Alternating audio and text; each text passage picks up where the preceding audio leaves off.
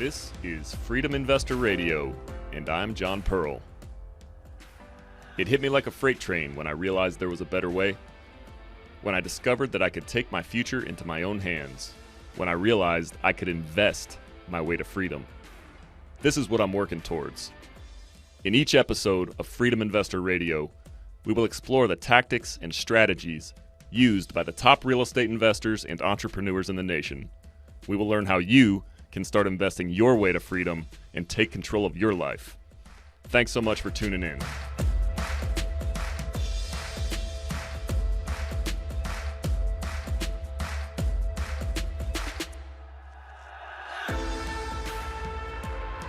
What's going on, everybody? Welcome back to another episode of Freedom Investor Radio. I'm your host, John Pearl, and today I'm joined by Ryan Corcoran, who is the CEO and founder of Specialized Property Group. So Ryan, welcome to the show today.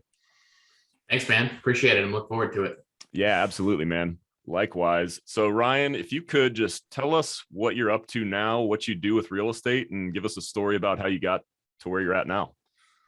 Sure. I'll try to give you a short version because it could be pretty long. So I started buying property when I was 22 years old. I bought a duplex, planned on living in it, ended up fixing it up, selling it, walking away with a check. Then I took that, dumped it into a 3-family, did the exact same thing. And then I stumbled upon, hey, I can buy 10 unit, 12 unit, 20 unit properties. Hey, Ryan, real quick. Sorry to interrupt you so early, but why? So at 22 years old, I wasn't thinking anything like that at 22 years old. Like, why are you thinking to buy a duplex? Okay. Yeah. All right. Maybe I'll get into the details here. So I was going to school to be a physical therapist. Okay. And then I decided that I didn't want to do that anymore. And I applied to medical school and PA school. And I was looking at the debt I would be in and the income I was going to make. And so after I got accepted to PA school, I ended up going to PA school. So while I was in PA school, I'm looking around for places to rent. And instead of renting, I thought of, hey, well, what happens if I buy a property? Is it cheaper to buy versus rent? Which pretty much everybody has that thought, right? At the time, my uncle had owned a construction company. So I was just talking to him, just kind of shooting the shit with him. And he was like, well, what you should do is buy a duplex or a triplex and live in it, save some money while you're living there. And so basically house hacking, right? So I bought a 2-family, borrowed money from my parents, borrowed money from my uncle, borrowed my friends' time. I did everybody. It was like a collective group effort. I fixed it up and I was going to live in it, but instead I ended up staying home with my parents and I ended up selling the duplex and I walked away with a check the size of my PA salary when I'm out of school. And so I was like, all right, I'm onto something here, right? And so again, I took that and dumped it into a 3-family. That one I actually ended up living in while I graduated my master's program. And my fiance, or now wife at the time, we saved like 35 grand in 6 months. And then we fixed it up while we were there and we ended up selling that and walking away with another PA salary check. Right. And so now in 2 years, I had made double what I would make in 1 year as a PA. And so I started just researching, how can I do this at scale instead of just reusing the same capital?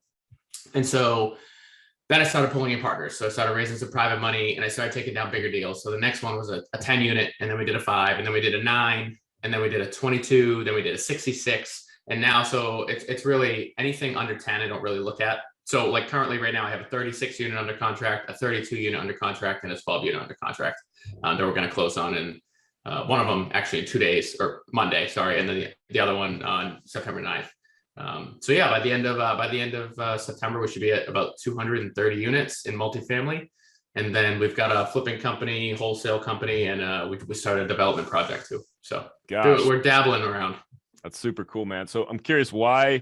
I hear a lot of people say, go deep in one area. It seems like you kind of have multiple focuses. How's that working out for you? Is there any plans to kind of just specialize in one, or what's your process like with that? Yeah, well, when people ask me what I do, I am a multifamily guy, right? I invest in multifamily real estate. That's my one thing. And I've done it now pretty much hardcore for 3 years. And I've got a team, a manager, I've got partners, I've got a system to find deals. And so really it's sort of on autopilot. I mean, I still have to do the work to do it, but it's on autopilot for the most part. I acquire a property and I stick it into basically my multifamily section and it runs, right? I don't have to do a whole lot. And so I got to a point where I was, thinking to myself, all right, passive income, fantastic.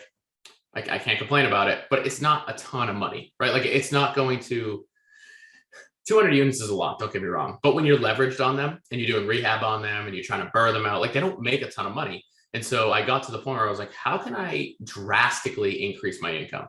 And so then I said, all right, I'm gonna do some flips. And so instead of doing single family flips, I do multifamily flips because that's what I'm good at. So I've got 2 duplexes. I flipped 2 6-units so far this year. I've got 2 more 6 units, another 3-unit, and a couple more multis. So essentially, I'm flipping the same ones that I would have maybe bought. And instead of holding everything, I'm selling some to boost my active income. And at the same time, we're wholesaling some as well. So got it. So with so much going on, I'm curious.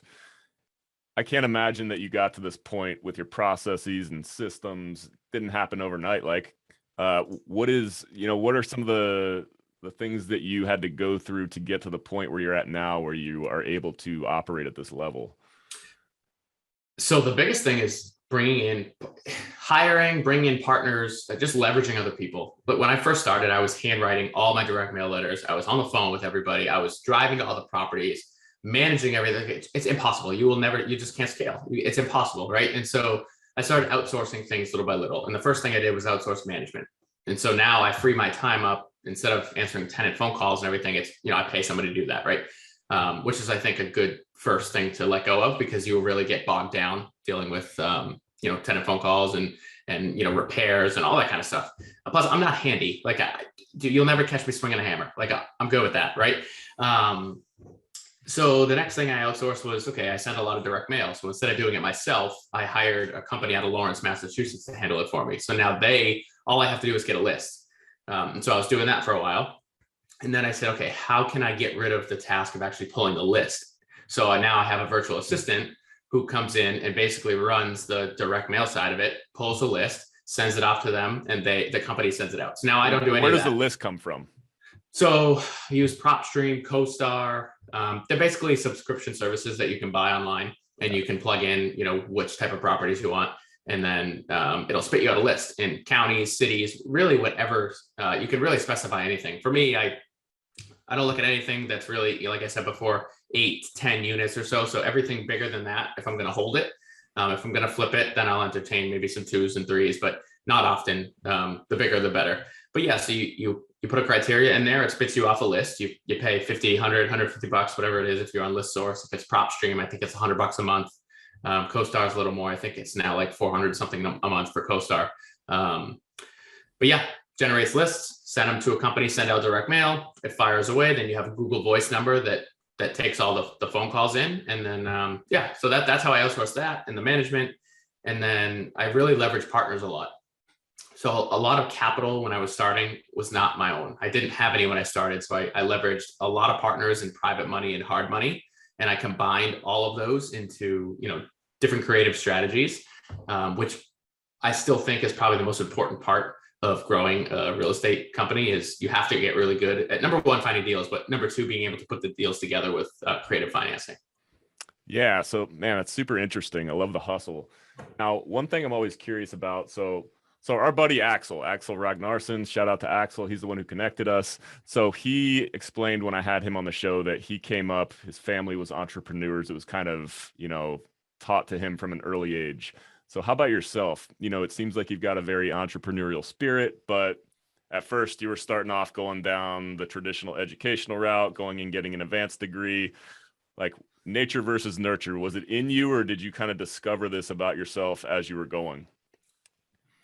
It's funny because I never actually looked back and thought about that. Nobody in my family, I mean, besides an uncle, owned his own company, but everybody else worked 9-to-5 jobs, W-2 jobs, decent income. But I was very much a middle class, very much middle class when I grew up. I wasn't privileged. My parents didn't have supercars or houses on the ocean, right? None of that stuff, right? It was just go to work, get a good job, play the system, retire when you're, 60 years old and live happily retired, right? As I started to go through college, I developed sort of, I was mowing lawns. I was making money on basically just trying to hustle around town, mowing lawns and trying to basically make money without working for somebody else when I was younger. So I got a little bit of it then, but it wasn't really till I got into college when I realized I'm going to be working 24-hour shifts. I'm going to be working overnight shifts. I'm going to be doing things I just don't want to be doing for 130 grand a year. And don't get me wrong, at 26, when I graduated, 120 grand is, or 130, whatever it was, is a good amount of money for a 26-year-old. However, I had friends and I knew people making millions of dollars a year at 28, 30, 35. And there was no way I was going to get there working with my master's degree as a PA. Impossible. And so it got creative juices flowing. And from there, I just started to basically say, hey, I'm going to figure out whatever it is and put this together so I can ultimately get out of my W-2 job and build a business and go from there. So yeah, no, it's fascinating stuff. And that's pretty much the whole purpose of the show, is to educate folks that you can make that kind of money, just folks like us, average upbringings, nothing fancy. It's real estate is the best vehicle for normal folks to create real wealth. And, I love hearing about that stuff. So I want to talk a little bit more about these lists and your deal finding. So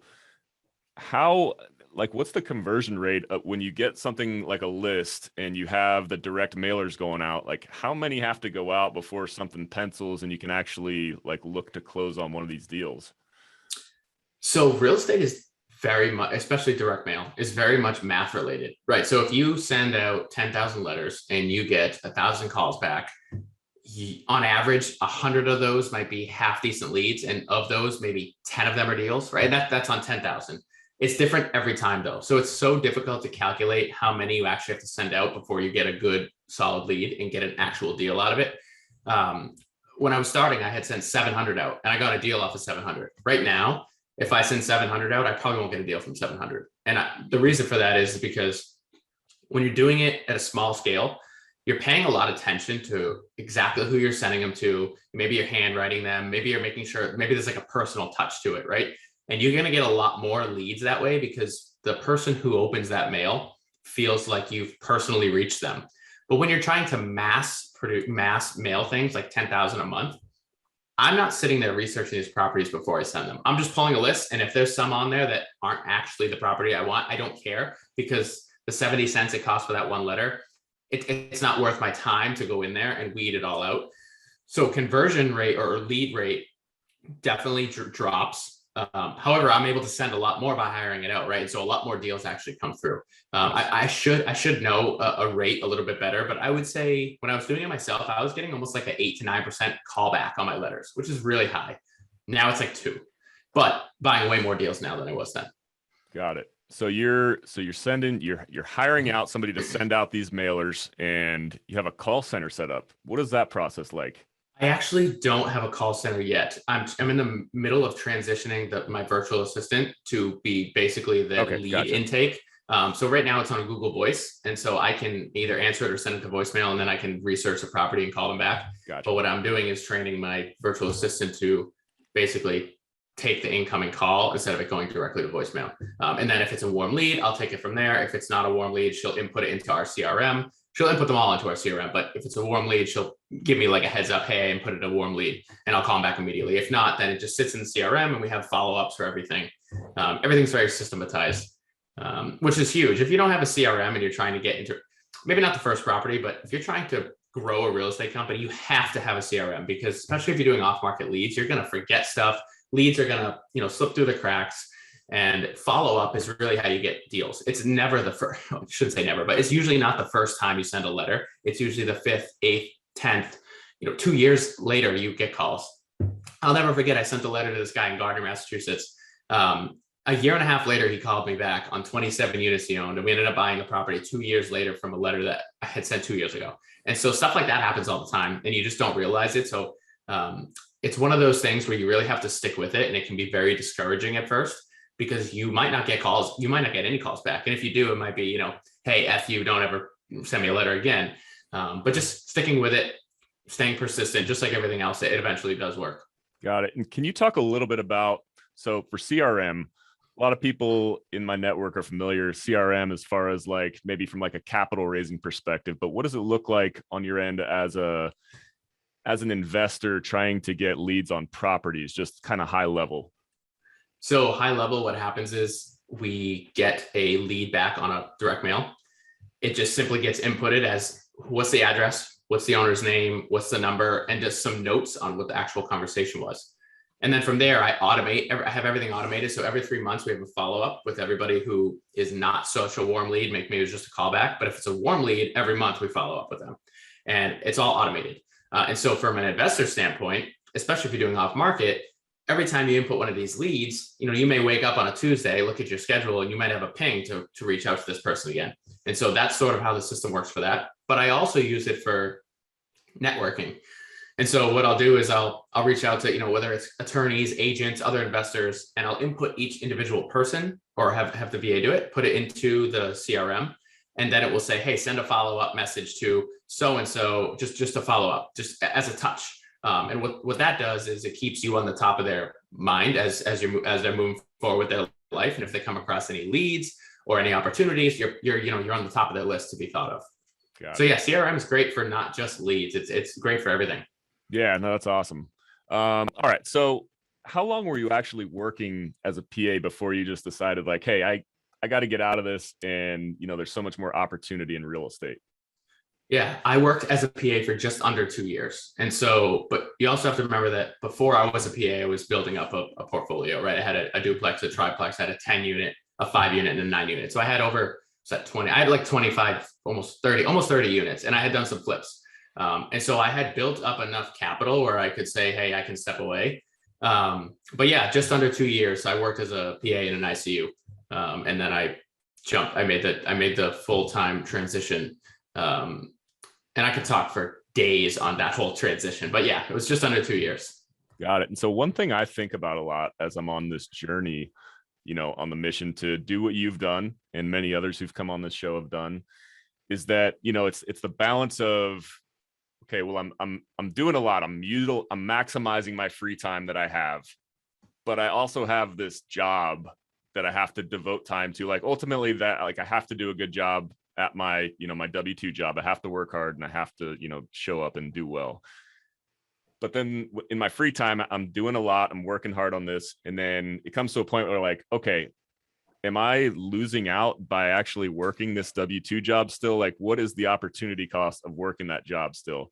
Did you kind of have a realization that like spending so much time at your W-2 job, you were just missing out on so much in the real estate investing space? 100%.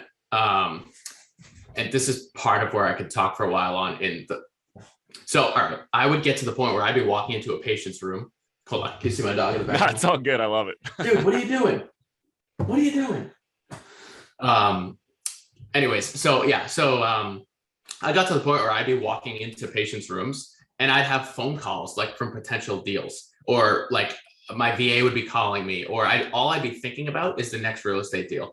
And it honestly wasn't fair for me taking care of these critically ill patients to not even be thinking about them walking into the room, right? And so when I got to that point, I luckily had already, like I said, I built up a portfolio. It wasn't really making any money, but I had built up a portfolio at that point where I felt like, okay, I can do that and this simultaneously, but there's no way I can do real estate to the level that I want while I'm spending time doing a 24-hour shift or an overnight shift here. And I simply could not do it anymore. I mean, like I'd work like 11 to 7 and I'd go home and I wouldn't sleep all day long because I'd be working on real estate, right? And then I'd have to go back and do another overnight shift and I would try to sleep at work. Like it was an absolute mess. Like I got to the point where it wasn't worth my time anymore to show up to the ICU. And I hate to say that because I actually I love medicine. I think medicine's fantastic, but my love and my passion was in real estate. And so I made the jump. And really, was I ready to make the jump? Probably not. Honestly, I don't think you're never going to feel ready. But when you do make that jump, I think there's two types of people. Number one, people who need the safety net of a W-2 job. It's going to take them a lot longer to quit their job. On the other hand, if I do something like I cold turkey I'm like bipolar. Like I literally make a decision and I go with it. And so when I made the decision that like, I'm doing this, that was it. Like I stopped, I went to per diem. I worked like one shift a month and then I transitioned completely off of it after like 2 months. And I just jumped in. I was like, how can I make this work? Like, I got to make money. Like, what can I do? And so from there, I just started, blowing up. That's great. Yeah, that's a quick turnover, 2 years. But yeah, like you said, you had it built up. It's funny. I think as we're talking about this, Axel, I think he spent one day on the W-2 job. Yep. And then he's like, he's missing phone calls, missing out on deals. And he's like, all right, no, this isn't going to work out. Yep. But yeah, let's talk about the mindset. So you mentioned just going cold turkey. I love that. Everybody's situation is different. Like if you have kids or like me, like I have kids. 100%. I just wish I would have discovered this sooner and, like could have made the jump earlier. I'm happy with the journey now, but what's the mindset piece like going from, you have the comfort of somebody providing a regular check to you versus this new life of, okay, like if I don't go out and hustle, if I don't go out and provide value to others and, build this thing up, I'm not going to eat. So like, what was that piece like? That still hits me. Like, dude, I don't spend a dime of literally anything. Like if all the rentals I have, like the bank, they just build up, and I don't spend a penny of it, because what happens is when you work a W-2 job, you have a floor, and you also have a ceiling, right? And the ceiling you can push up a little bit over time, meaning income. Yeah. But if you you could like not show up to work for a day, call out sick, like you can come back and you have a floor on you still, right? Like you still have a job, you still get a paycheck. When you go into entrepreneur world, or, for us, real estate investing, and you don't have that W-2 job anymore, you can keep falling and just keep going down, and no one's there to catch you, right? It's completely up to you. But on the flip side, you don't have a ceiling, and you can make as much freaking money as you want to, depending on how creative and how hard you want to work. And so my mentality was, all right, I have I probably had like almost a year of expenses saved up, just because from one flip, and I had like whatever, $100,000 just sitting there. And I was like, you know what? I am confident that if I leave my job right now and I fall flat on my face, the worst thing that happens is I go find another job, right? But the best thing that happens is I never have to go back to a hospital, and I can work my ass off over here and build up my business. And so the mentality for me was, I'm going to, and again, situation, right? I don't have kids. I have a wife, 2 dogs, and a house. If I fall flat on my face when I was 26, I'll just get right back up and I'll try it again, right? If you have kids and a family, maybe it's a little bit different. But in my shoes, it was, I'm either going to do this now or I'm never going to do it. And so I took the plunge when I probably wasn't ready, because when I quit, I didn't have $130,000 coming in passive income. And so I quickly realized that, all right, money's starting to go out the door from a mortgage payment and food and everything. So I have to figure this out. And so that is when I started to do some flips at the same time. And then I, started just blowing up after that.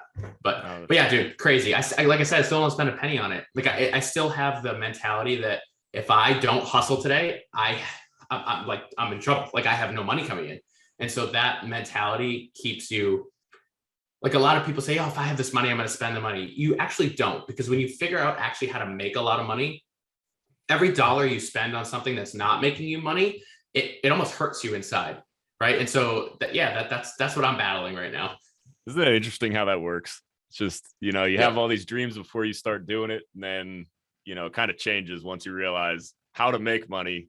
You realize that putting your money to work is going to make you more money, so you don't spend it on the stupid stuff. That's great. So you mentioned earlier some creative partnerships and some creative financing. Like, how are you able to close these deals? Like you said, you're up over 200 units.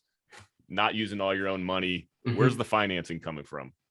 So with commercial real estate, it's awesome, because you can have like a mediocre resume and close properties that you have no business closing. And I say that because, 90% of the commercial loan, which is usually 70 to 80% of the loan, comes from the asset itself. So does it cover the debt service? If it does, great. We'll take a look at your financials. But if your financials are, somewhat okay, or you bring in a partner who has good financials, that's all that matters. And so my favorite strategy is, it's basically an advanced BRRRR. So we go and we buy this, let's call it a 10-unit property.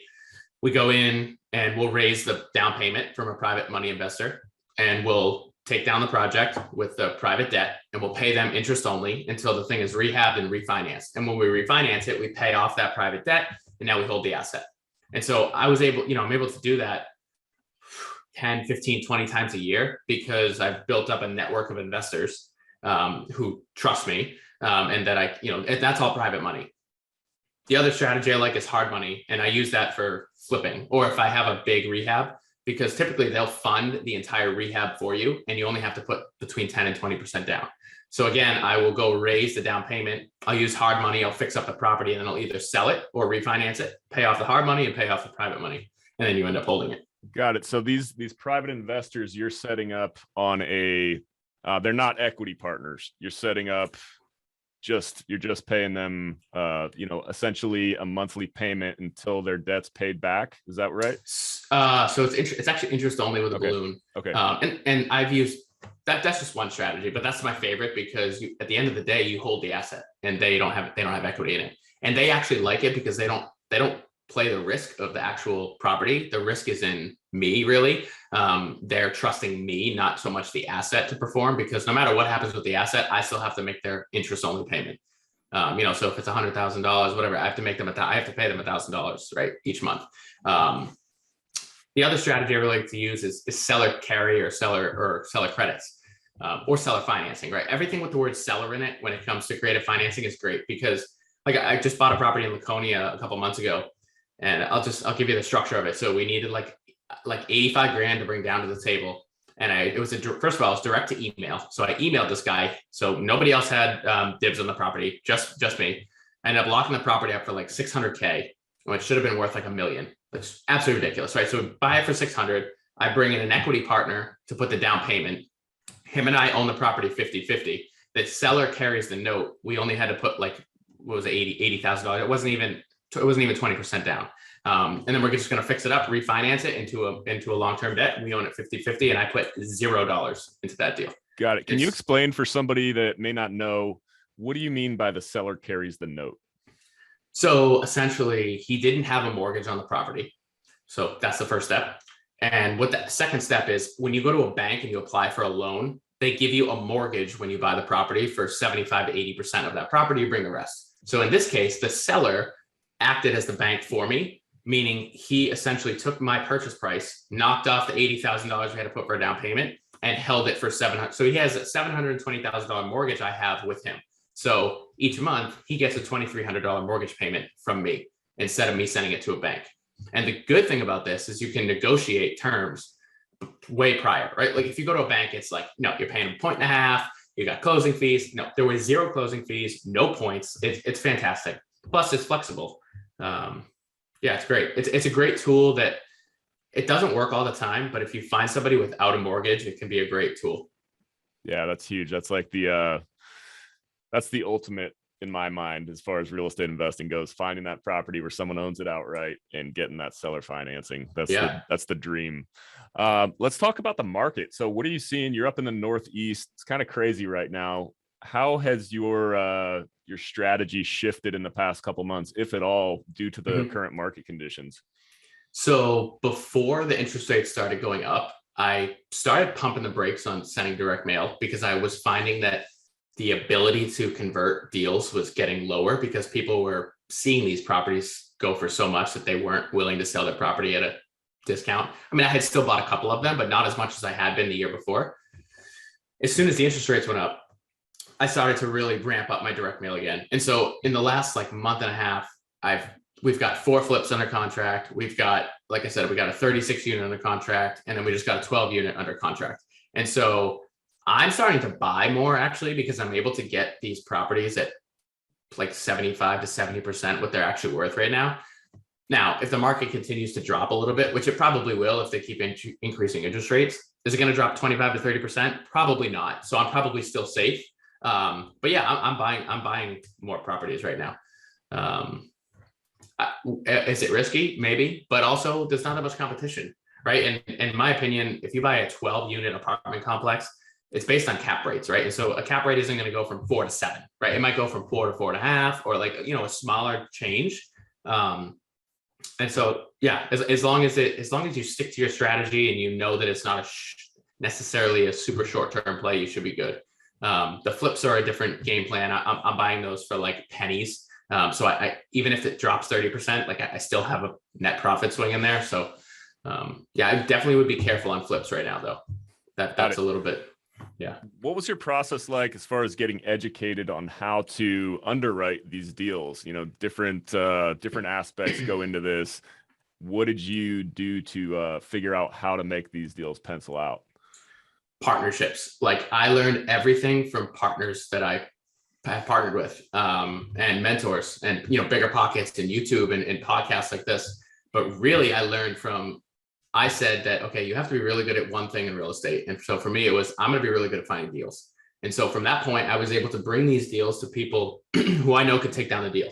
And in exchange for me finding the deal, I would get 50% ownership, 25% ownership. I would, maybe I'd raise a little money too, and we'd take it down 50-50, whatever it was. But I got to see how, one of my partners, Mike, how he underwrites the deal. One of my partners, Dumel, how he underwrites the deal. And so from there, I was able to say, okay, like, I don't even have to learn it. Like I have I literally took them, merged them together, made something that worked for me. And now I have my underwriting tool. This is something I think everyone needs to understand in any business really, but all you have to do is be really good at one thing. And if you get really good at one thing and network, everything just falls into place, because people look at you as like the deal guy, right? Like I find deals and people know me that I always have deals. And so people are always reaching out to me. Hey, do you have deals? Do you have deals? And so when I bring a deal to them, in exchange, I get whatever. It could be money, it could be knowledge, it could be equity, whatever it is. Master one thing and everything else will fall into place. Got it. So for somebody who's sitting on the sidelines right now, they've been thinking about getting into real estate. Like, what does networking look like? How are you meeting people? Yeah. So there's like a short version and a long version. The short version is everybody you meet, you should just be telling people what you're trying to do. Like literally everybody, family, friends, I don't care who it is. It should come up in a conversation when you're talking to somebody.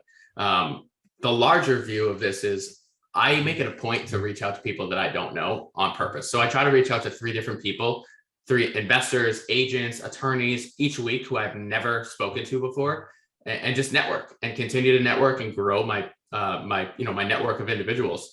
And what that has done is that has opened up so many opportunities for me. But not only that, but partners, private money, deals, you name it. Like everything comes from networking. That it really all branches from who you know.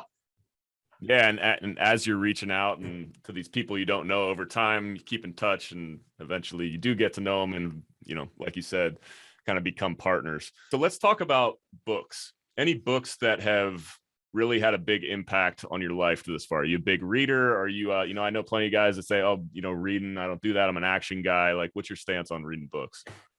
When I first started, I read a ridiculous amount of books. And then I realized that all I was doing was reading books. And I was gaining all this knowledge, but I wasn't using it. And so when people ask me, I say, just read like 3 books, like pick up 3 books, any 3 books, might take you 3 months. And then just implement everything you've just learned. Go start to take action. You don't need to read 40 books in real estate investing to start. Like even 1 book is probably enough for you to get off the ground. Like go read Brandon Turner's book, go read The Millionaire Next Door, or, Burr book, whatever it is. And just start taking action from that, because you can sit there and read all day long, but it's just useless if you don't actually put it together. Books I recommend, I really like, I just read one recently. It's called Ready, Fire, Aim, by I think it's Michael Masterson or something like that. Dude, phenomenal book. And I don't know if it's necessarily a book for someone to read who doesn't own real estate yet. Maybe it is, maybe it's not, but it really helped me out because it helps with scale. Like it's sort of like, how do you scale a business up? But I think Brandon Turner's book is fantastic. If you just want to learn the basics of real estate investing, that book is fire. It has everything you need to know about starting real estate investing. Yeah, the concept of Ready, Fire, Aim has just changed everything. Like we were talking before the show, the background had to be perfect for me before I started the podcast. Just it's so dumb. Just pull the trigger and figure it out as you go. I think it has a lot to do with, having confidence in yourself to get the job done. It's committing to something and then figuring it out as you go. In investing, in entrepreneurship, nothing's going to be perfect, but you have to have the confidence in yourself to know that you can get the job done. So, yeah. A minute ago, I mentioned I was trying to think of something. So imposter syndrome is the term I was looking for. So how have you dealt with imposter syndrome? You've scaled up over time, but inevitably there's going to be moments when you just don't really, maybe you're lacking, you feel kind of self-conscious about certain things. How have you broken through any feelings like that? So I'm just going to take a little twist on it. I am just an average guy. There's no reason that I should be in the shoes I'm in just based on, my life so far, right? I mean, there's absolutely no reason that I should be doing what I'm doing. I should be working in an ICU as a PA, and even that is a huge accomplishment, right? But in terms of like, why should I be the one doing this? I really think it just comes down to, and for me, it's just like, I don't really have external factors that bother me. I have a ridiculous amount of internal motivation. And I, like we talked about earlier, I'm the cold turkey guy, right? Like when I think of something and want to do something, nothing is going to stop me. And so that's just my mentality. And so I don't really run into that all that often. I just continue to, like, people always ask me, like, when are you just going to chill? Like, I don't chill. Like, I'm nonstop, like on the go, like next. Like, how can I keep going? How can I scale up? How can I grow? And, people look at me like that must be so exhausting, but I thrive off of that, right? Like as a business owner and somebody trying to build wealth and build a business and live a abundant life, you will never be satisfied where you're at. And if you are, that you're probably not the type that's going to build a business, right? You're probably not. Like I don't sit around and watch TV in my free time. I just don't. Like I'm always doing something, whether it's exercise, reading, doing something for the business, hopping on this podcast, right? Like always something, trying to get to the next level. And so, yeah, I don't really sit there and think like, why me? Like, I don't do that. I just keep moving forward. I love it. And it's so true about like, once you find something that you're passionate about, like I know everybody says, like find something that you love and you'll never work a day in your life. But I think it's more about like what real estate has the opportunity, the possibilities that come with real estate for you to go out and create. You can literally just go out and keep building and keep generating wealth. There is no ceiling, as you mentioned earlier. And when you're in an environment like that, I think you just kind of slowly transform into, you stop doing all the things that don't matter. I'm kind of going through that right now. Like not interested in watching TV. Used to be a huge sports fan, and I still am. And it kind of saddens me, but I'd just rather be working on this stuff than like sitting all day watching football on a Sunday. Mm-hmm. And like, you're just missing out on so much. Anyways, love that. So what does a typical day for you look like? So I get up at 4:00 in the morning every day, and I've been told I'm crazy for that, but every single day I'm up at 4:00 in the morning. And, a lot of people think there's like this like cute routine that like gets you. I literally just wake up, have a cup of coffee, and I'm working. Like I start working, and then around 5:30, I'll either go for a run, I'll go weight train, I'll go for a bike ride. And then I'm back to work at 8:00 in the morning, and I will work until my wife gets home 4, 5, 6 o'clock at night. And I love it. It doesn't really feel like work to me. I mean, there's days where I am like, what the hell am I doing? But most of the time it's like, okay, like if I want to go somewhere, like in the middle of the day, I don't have to tell anybody that like I'm going somewhere. Like I can take a day off when I want to take a day off. I can really, and that's the freedom that financial freedom allows you to do. But yeah, up at 4:00 in the morning, working, exercise, take the dogs for a walk. I really like cars. I really like biking, like mountain biking, road biking. And I've got an old Trans Am. I'm trying to build up a car collection. So we'll see how that goes. But yeah, that's it. I don't really have like a ton of hobbies. No, that's great, man. All right, Ryan, time for one more question. This is a question I ask all of my guests. So as we touched on a bit earlier, I think before we started recording, I work at a nuclear power plant, Diablo Canyon Nuclear Power Plant on the central coast of California. As of now, it is set to shut down in 2025, and I've made it my mission to replace my W-2 income with income from real estate investing. What's the one piece of advice you would offer to folks who are looking to escape the W-2 world in the next couple of years using real estate investing? All right. So I think you got to train your brain to be okay not having that support anymore. And that really is the trigger point. If you can get yourself to a point where you can say, all right, I can live off of a very small income. I can save my money. I don't have to go to Starbucks every day, right? Like if you can get to that point where you say to yourself, like, okay, if I leave this job, first of all, maybe save 3 months of reserves just in case you fall flat on your face. But like a guy like you like I can tell you wouldn't, right? So if you ended up quitting your job, you would succeed. And so really all it is just your mindset switch. You just have to you have to be okay not having a floor under you and have enough drive to push through. And it really is that simple. A lot of people ask for advice on this, and the bottom line that nobody wants to hear is that you just have to do it. Like that's all it is. Just do it. So I love the Nike slogan, dude. Like I say it all the time. Just do it. Just do it. My friends and my family are always like, "You crazy? Like you can't just do it." I'm like, no, literally, you can just do it. Like all you have to do is actually just do it. So true, man. So and that falls into kind of the ready, fire, aim mantra as well. Yeah, exactly. That's awesome. Exactly. Ryan, well, if folks want to connect with you or learn more about what you're doing, where should they go? I'm starting to build up social medias now, so I would really appreciate a follow. And if you want to learn a little bit, it's all educational stuff. So Instagram or TikTok at RJCORCORAN08, or I have a YouTube channel at Ryan Corcoran. So awesome. Yeah, check it out. Yeah, and I actually just hopped on your IG before this, so a lot of good stuff going on there. So everybody go check that out if you want to learn something. Ryan can tell you have a ton of tactical knowledge being down in the trenches, and it was a pleasure chatting with you. I really appreciate your time, and look forward to chatting again soon. Yeah, man. Thank you. I appreciate your time. All right, ladies and gentlemen, Ryan Corcoran, thank you very much. Thank you for listening to Freedom Investor Radio. If you like what you heard, make sure to rate, review, subscribe, and share with a friend. Thanks again for listening.